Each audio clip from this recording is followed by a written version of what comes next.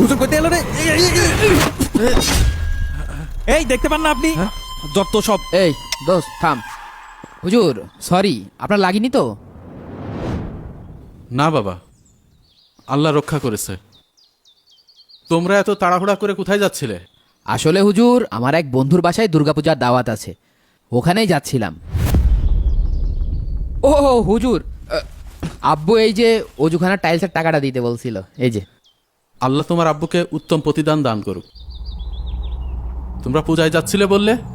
জি হুজুর, প্রতি বছরই যাই। কেন? আসলে হুজুর, আমি মনে করি ধর্ম পৃথিবীতে এসেছে মানুষের ভিতরে ভেদাভেদ সৃষ্টি করতে। যদি ধর্ম শান্তিই আনতো, তাহলে পৃথিবীতে এত আলাদা আলাদা ধর্ম থাকতো না। তোমার কথায় যুক্তি আছে বাবা। আচ্ছা চলো। কোথায়? আপনি যাবেন হুজুর পূজা দেখতে? হ্যাঁ যাব, চলো।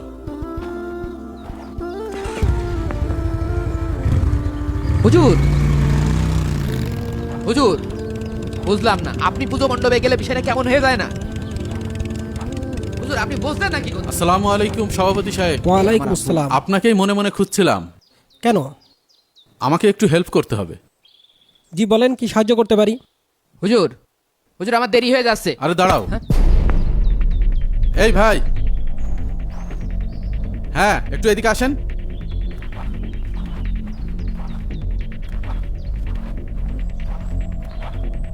বাবা ফাহিম, তোমাকে একটা অফার দিতে চাই। আমাকে? হ্যাঁ। কি অফার হুজুর? এই নাও 1,00,000 টাকা। এই টাকা পুরোপুরি তোমার। এটা দিয়ে তুমি যা খুশি করতে পারো।